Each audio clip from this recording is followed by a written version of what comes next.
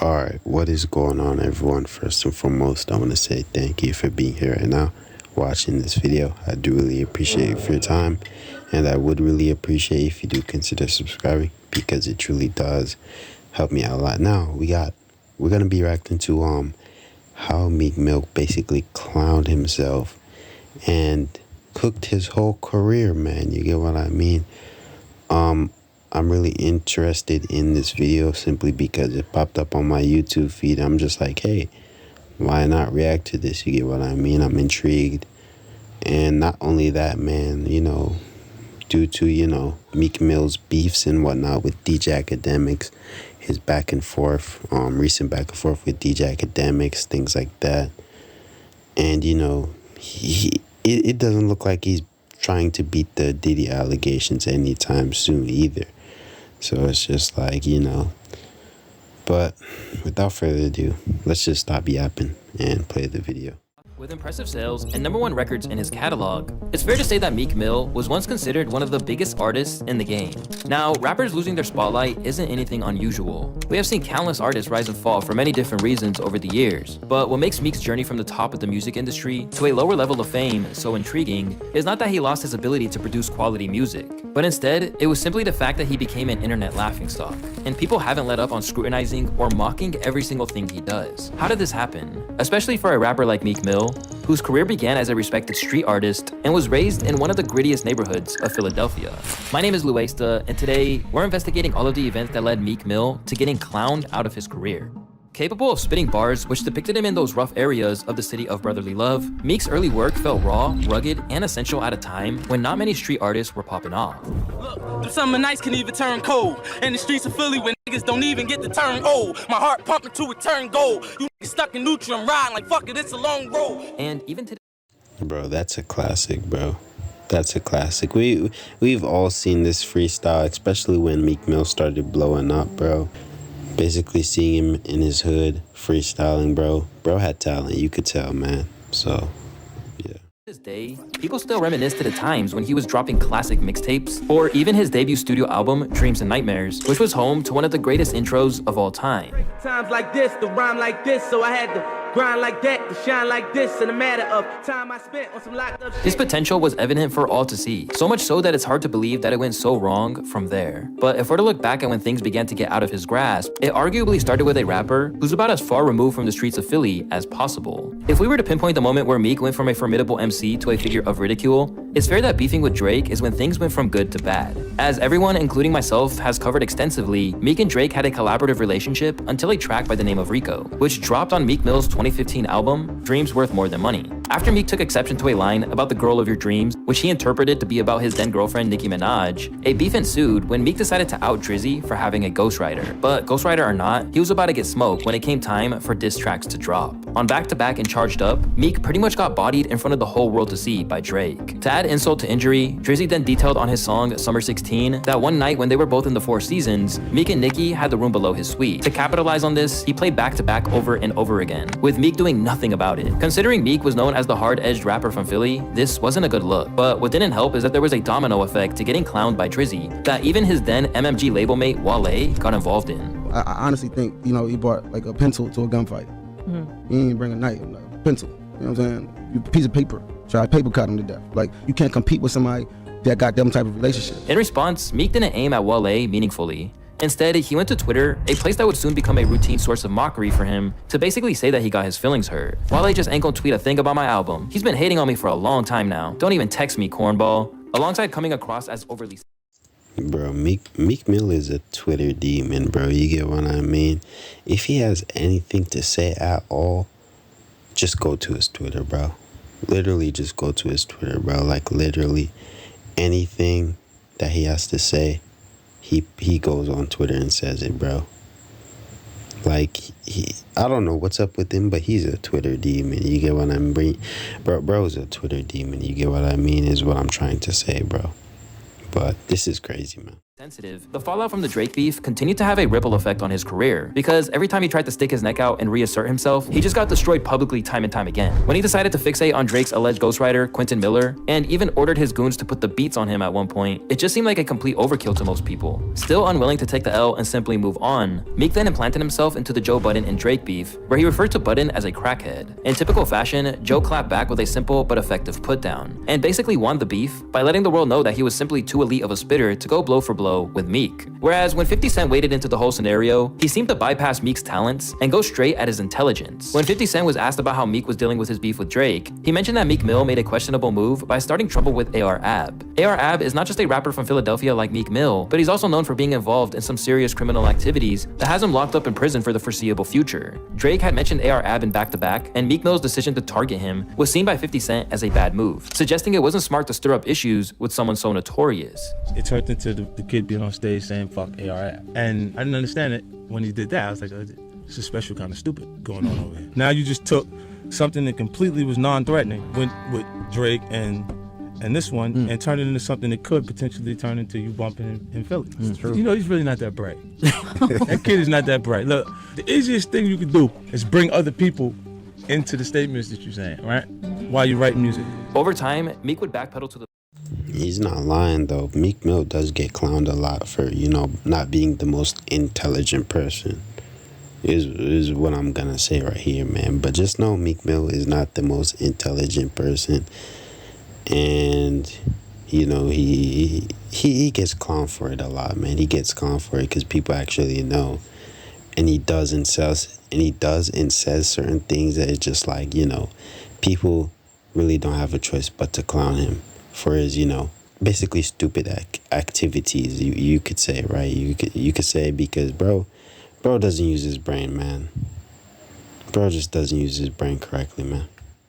Point that he would even collaborate with Drake again, making this the first of several mishaps that he would make when it came to public relations over the years. However, while Drake and Meek eventually managed to patch things up, the same really can't be said for him and Academics. This long-running feud started when Meek first became aware of Act's content and his existence. Academics never reported kindly when it came to Meek, often calling his albums a flop and that he was steadily becoming irrelevant. You spent all that money and still didn't hit over 100. This is sad. It's important to mention that Ack is a diehard fan of Drake, and the fact that Drake and Meek had a feud in the past could certainly fuel his hatred towards him. But once he realized Academics had been covering his music on his account, he declared it a mumble rap promotion page. Ack isn't exactly loved by everyone, but even those who strongly dislike him realized that Meek was going overboard. Meek playing with himself with this shit. If it's really a mumble rap promo page, then why bother caring about it? Meek mostly just comes off as salty here. Surprisingly, Meek didn't catch on to the fact that targeting Ack, a hip-hop blogger, wouldn't really bring him any benefits. Despite this, he continued to go after Ack whenever the opportunity arose, such as the time when he tweeted this in June of 2020, saying, "Academics is canceled because he's a bad police and our culture doesn't need them." He also gassed a lot of beefs that got people killed and hurt and never donated $1 to the culture. We gon' holla at you next run, champ. While some agreed with Meek, others found it amusing that he believed he was in a position to target Ack and didn't hesitate to share their thoughts. People letting a blogger get them this mad? You know you can't cancel nobody, weak Mills. As time went on, each interaction between Meek and Ack seemed to backfire on Meek, only reinforcing the idea that he is no longer a figure to be feared or respected. And when he essentially suggested that he was going to place a bounty on Ack's head, the blogger didn't hesitate to remind him that the whole thing was ridiculous coming from a platinum-selling artist. Stop snitching on yourself. Stop telling the world you're greenlighting people. Facts, bro. Like, this is what I'm talking about. Meek Mill is not the most intelligent person. You're basically admitting to, putting a bounty on someone's head just because you don't like them, bro. Like, you're basically saying, like, bro is on Twitter saying this as well. Like, bro is a Twitter demon, hopping on Twitter, typing everything, literally saying, "Oh, I'm gonna greenlight you and put a bounty on you," and basically send a hit, bro. Like, what is Meek Mill doing, bro? And just do what you have to do. Because right now, like, when you say greenlighting, I send that to the police. I'm gonna be honest with you. Oh, yo, are you greenlit? Wait, Meek Mill just told me in front of the world I'm greenlit? Okay, here's the cops. Hey, Meek Mill, that's his account, that's his people. He say I'm greenlit. Are you dumb? From that initial interaction, Exactly, bro. And Meek Mill can't even be mad either because DJ Academics is a civilian, bro. He's just a guy who shares his opinion, and he's a blogger who basically gets paid for sharing his opinion and all kinds of stuff, right? So he's basically a civilian. He doesn't claim to be street or gangster like Meek Mill does. So if he wants to snitch on Meek Mill, nobody cares, bro, because people can actually relate. You get what I mean? Like, we're not people who claim to be gangster and say no snitching around here. Like, let's be real, bro. But Meek Mill, on the other hand, basically snitching on himself. So, yeah, man. Onwards, Meek made an influential enemy who would be ready to pounce whenever he slipped up. As a result, whether Meek is weirdly eating fries from his legs by the pool, hanging from bamboo sticks, or allegedly paying for posts from blogs to try and boost his lackluster sales, Ak has always been there to catalog his many errors, including when he went for one of the most controversial figures in hip-hop in what should have been a home run, only to lose out again. A longtime friend of academics, former king troll of hip-hop and verified snitch, Tekashi 6ix9ine's journey has taken a severe downturn in recent years, and yet, the man who had ratted on everyone in the 9 Trey Bloods somehow still got one over on Meek when they were beefing, only further cementing the sense that he was not to be taken seriously. After a series of back and forth exchanges, the situation escalated when they encountered each other in Atlanta. This led to a heated argument happening entirely behind their security teams. That's a fact, you. That's a fact, you. Ain't no security. This is security. That's you. Look, shut up. Shut up. And you with a cop. We out, niggas. Look, you take, and you with police. And you with police. Look, that cop. That cop. It didn't look good for either of them, but for Meek, who was seen as a real gangster, it especially hurt his image, which was already taking a lot of hits. For many people who supported him before, this moment seemed like a turning point. Meek became an L after this shit. I'm sorry, I can't fuck with Meek after this. For others, it was a sign that Meek has some growing up to do.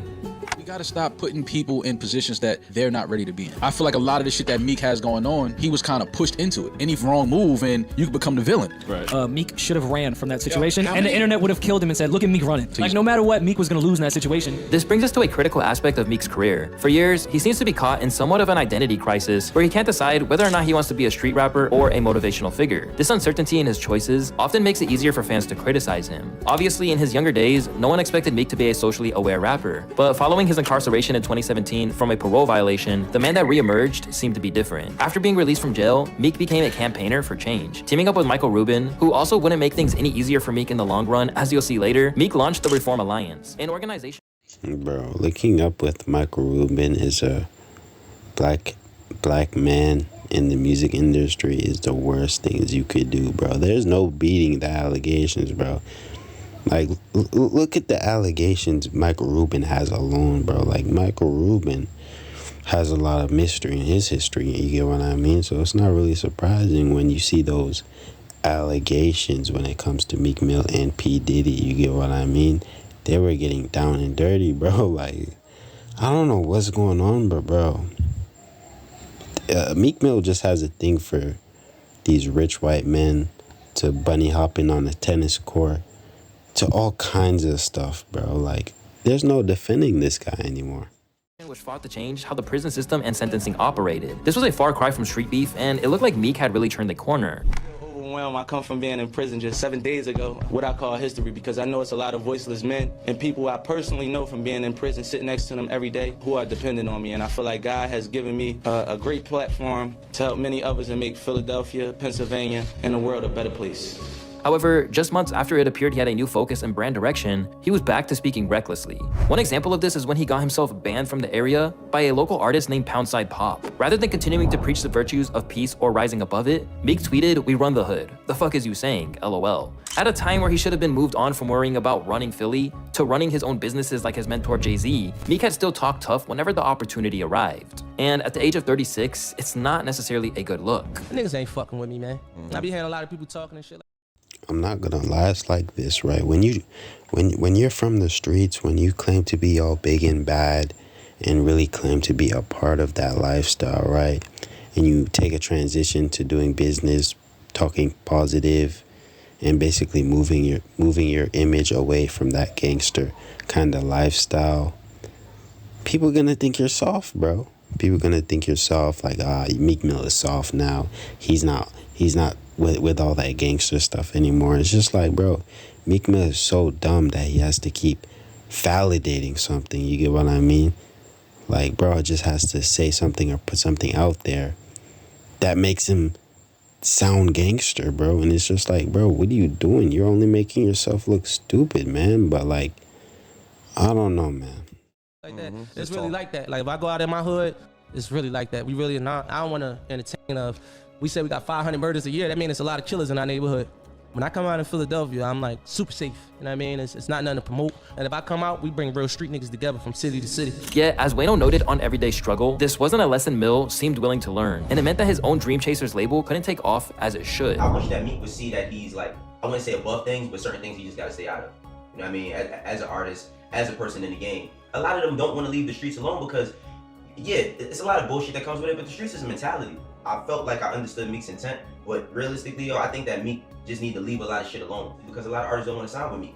And I don't know for what reason, but I don't, you know, we haven't seen Meek as the artist that breaks artists. I think he needs to just create some detachment between him and the streets. Rather than just being a statement without evidence, Wayno's words would come true when it was revealed Roddy Ricch happily discarded his ties to Meek once he got big. To preface this, it's important to note that Roddy Ricch was once speculated to be on Meek Mill's Dream Chaser label, to the point that he was even spotted wearing a DC chain. Roddy Ricch had a vague affiliation to Meek back in his early days. However, as time passed on, Roddy's connection to Meek began to fade. And he has since stated that if he were to sign with any artist's label, it would have been Nipsey Hussle's, as he felt Nipsey did more for him than Meek ever did. Still, Meek continued to assert that Roddy was taken from him by Atlantic Records, and that he had been blackballed during one of his infamous Twitter rants. In response, Roddy, who is 11 years younger than Meek, explained that this wasn't the right way to go about business. My only situation with him, he know this, so I can say whatever I want to say. One thing you're not gonna ever hear me do, I'm a real nigga. I don't speak on shit with niggas. I explain this to him. Please, let's not speak on our business and situations. Can't even call each other on the phone. Essentially cut out of the Roddy Ricch story, this isn't even the only time that his label basically threw Meek to the side. Even when he was deep into his career and should have been seen as a fully fledged star when he released 2021's Expensive Pain, they still treated him like any other artist they had just signed.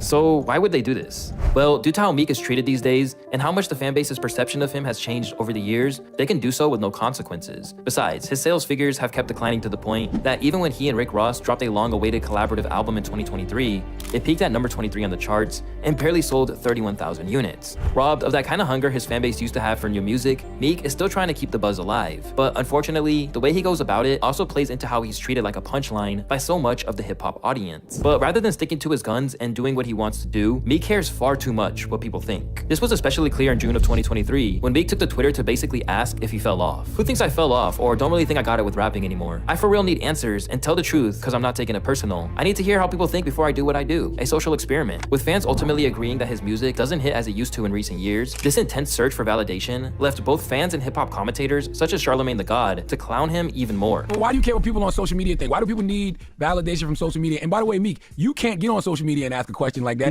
because nobody's there to give you serious answers. Not at all. Cut it out. I would say probably 80% is gonna be BS and they just gonna be attacking you because they can. And when you consider how brutally Kanye West disrespected Meek, it's obvious that the big dogs in the game also don't see him in the same light because of everything he's done to make himself a target for clowning. For example, look how Kanye reacted when Meek tried to call him out for wearing a White Lives Matter t-shirt amidst the George Floyd riots. And I put White Lives Matter on a t-shirt. Oh, you know what? Let's go get celebrities. Let's go get Puff Daddy. Let's get Dave Chappelle. Let's go get Meek Mills. What made somebody think Meek Mills could say something to me? Lace's journey, so this is the funniest thing of everything. Yo, man, I'm about to start crying, laughing, man. Somebody. Nah, bro. That has to hurt, bro. That has to hurt, bro. Why does somebody think Meek Mill can say something to me, bro? Wow. You're basically getting little man, like little bro'd by Kanye West, bro. You're basically being called a nobody compared to Kanye West. You get what I mean? Like, who are you to even say anything to me kind of thing? Like, that's wild. No, I'm literally in tears. Although he didn't respond to these claims, it didn't make any impact because at the end of the day, Ye and Meek are seen as in two different leagues, not only creatively, but financially. As Ye has no shortage of slip-ups on his record, the one thing you can't say is that he isn't true to himself. Meanwhile, the past few years have resulted in Meek being viewed as a toy for billionaires who like to boost their credibility by dealing with hip-hop, as was the case for Michael Rubin. As I mentioned earlier, Meek has been linked up with Michael Rubin for a long time. Since then, he's added Robert Kraft to his list of exceptionally wealthy friends. But that doesn't explain the way that he gets treated by these guys, considering that Michael Rubin should really be treating him like an equal partner in their organization. Meek, the former gangster from Philly, has allowed himself to be mocked by these people too, posting pictures of the toilet bowl after the Rubin white party like a sorority girl on wine coolers. To the many pictures of them embracing very tightly, the relationship with Rubin might have done wonders for his advocacy, but not for...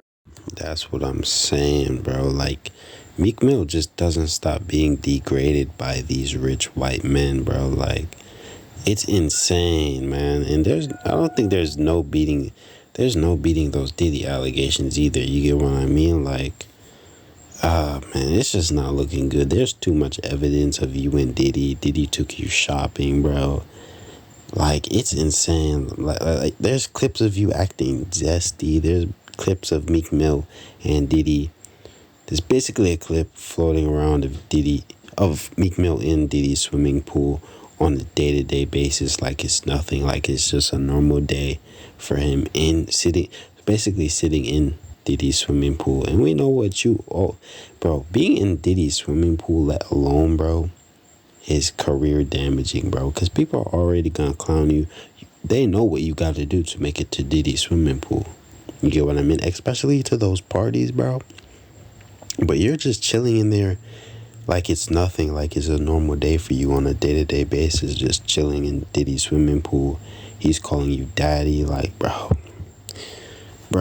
Plus you're bunny hopping for rich white men and they're degrading you, bro. Like, it's honestly insane, bro. For his reputation. You're gonna get another drunken hug tonight. I don't care what anyone says. You're getting a drunken hug. You too. Drunken hugs are coming tonight. Hey yo, freaky ass billionaires. Are they sharing a blanket? To make things worse, it doesn't seem like the address book is being put to work either. With Baby also getting his reputation destroyed by staying around Ruben, it was presumed they were to acquire game. But by the looks of it, this isn't the case whatsoever, as Meek still can't bring his projects to life. Meek said this on Threads. He said, yo, where's that person in Silicon Valley that will work with people like myself with influence and build this social media music-based app where you go to hear new music, watch exclusive interviews and content? Where, if you sign up, you may get new content from your favorite artists and sports players. I think I would do sports and entertainment. Meek Science. Now, if you're hanging around 15 billionaires and you still tweeting like this trying to find that nigga, what the fuck are these billionaires doing? What are they doing for you? They hugs. I think Meek may have meant to send this in the group chat. I'll be like, yo, Meek, why are you asking the general internet this? Meek should be going to Mike Rubin and say, listen, no more drunken hugs. I don't want you to try to rub my leg no more, brother. What I want you to do is that I have this idea for an app. Y'all are using me for my social equity and my cultural coolness. Yo, let's do business. Between all of the mistreatment he's received both in rap and within the most exclusive sectors of society, it's now created a scenario where no matter what he does now, it's always tainted by his public persona away from the mic. As a result of this, it doesn't matter what he does, the go-to response is to mock him. For instance, Meek wasn't even given any leeway when his team made it to the Super Bowl. Although Dreams and Nightmares was a bit of an unofficial anthem for the Eagles, his decision to celebrate them making it to the big game with a freestyle over Hit 'Em Up just led to even more trolling. Bro could have just congratulated the team and moved on, always doing the most. I refuse to believe Meek Mill is a real person. Aside from that, one of the biggest factors that continues to damage Meek's credibility is that things just aren't well thought out. Screaming in fast food restaurants aside, this is a guy who will ask how African people hear his music, or announce his love for Candace Owens, even after she spent months dissing him for going to jail, and not expect to get any backlash because he doesn't calculate his moves at all. Likewise, when he tries to assert himself, like when he recently revealed that he charges $250K for a feature, all people did was wonder how this was possible in 2024. We can name 1,000 better ways to spend $250K other than a Meek Mill verse. Seen as the butt of every joke, it's reached the point where he can't even kick an abuser off his label without getting blasted for it. Once footage surfaced of Dream Chasers' artist, Vori, literally threatening to kill his girlfriend, Meek Mill took swift and decisive action to remove him from the label ranks. As, let's face it, the last thing Meek needs is even more bad publicity or reason to be torn down by the general public. But even with Vori behaving in such a deplorable way on camera, people were still not willing to take Meek's side or stand with him in the action he took. Dude always preaching about some bullshit. Bro, we don't even care if you're from Philly. Vori is better than Meek. This ain't 2012. No longer seen as a top-tier artist, nor a cultural figure of note, it's fair to say that Meek's mishandling of his public image and the scrapes he's gotten himself into have really done considerable damage to his career. To make matters worse, I'm not gonna lie, bro. Meek Mill is the kind of person who would never really be very educational. You get what I mean? He's not a very educational person.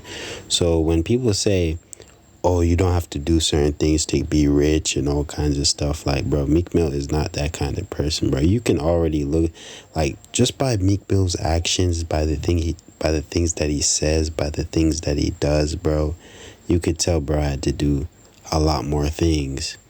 You get what I mean? If you know what I mean, bro had to get down with the zesty rich white men for money to basically become a millionaire, bro, because bro does not have the brains to be like, okay, this is what I need to do, and basically be a smart person and, you know, grind their way to the top to make a lot of money. Instead, he basically leans his head on the rich white men's shoulder, right? And basically makes them their connections and all this extra stuff. Like, bro doesn't, I may not put it in the best context, but you get what I mean. Like, bro doesn't, like, bro's getting humiliated by rich white men doing bets. Like, bro's acting zesty with Diddy. Like, bro, there's no defending this guy. So you get what I mean? All I'm saying is education definitely didn't get him where he's at, bro. He had to do a lot more than that. And that's all I'm saying. It was recently revealed that Meek was one of the redacted names listed in a new sexual lawsuit against Sean Diddy Combs, leading many to believe the rapper is gay. This has sparked numerous memes all across social media, as Meek's response to the drama was to say anything but admit it was false. I don't think Meek is gay. I do not think Meek is gay. But he is incredibly bad at proving he's straight. However, Meek tried to be smart in this situation and put out a 5-song album in an attempt to capitalize off the publicity. Sadly, it would backfire. And as stated in this post by his enemy, Academics, the results weren't looking too well. But yeah, man, I'm gonna end this video here. That is the end of the video. Hopefully you guys enjoyed, man. We basically dug into everything of how, you know, Meek Mill basically destroyed his reputation. Basically destroyed all the respect he had. You get what I mean? During his upcoming, he had a lot of respect from not only fans but from people. Now it's just like, you know, he's very, very deep into his rap career. He's been here for years, and it's just like, you know, he's done a lot of stupid stuff, says a lot of stupid stuff, and it pretty much doesn't seem to calm down anytime soon. He's just pretty much, you know, staying a Twitter demon and things like that. Like, you know, he's not the most educational person when it comes to these things. But the Diddy allegations and, you know, hanging around rich white men all the time and letting them basically degrade you for money is insane, bro. You get what I mean? It's just like, that's where all the respect people have for you. And it's not only about that, your self-respect is also gone, bro.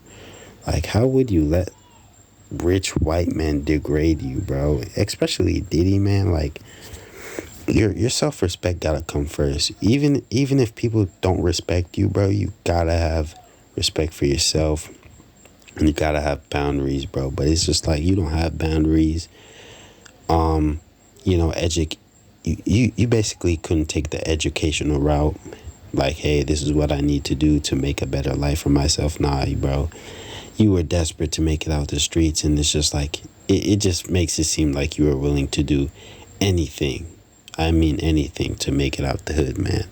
And that's all I'm gonna say. But without further ado, let me know what you guys think down in the comment section, and subscribe for more content, man. Peace out.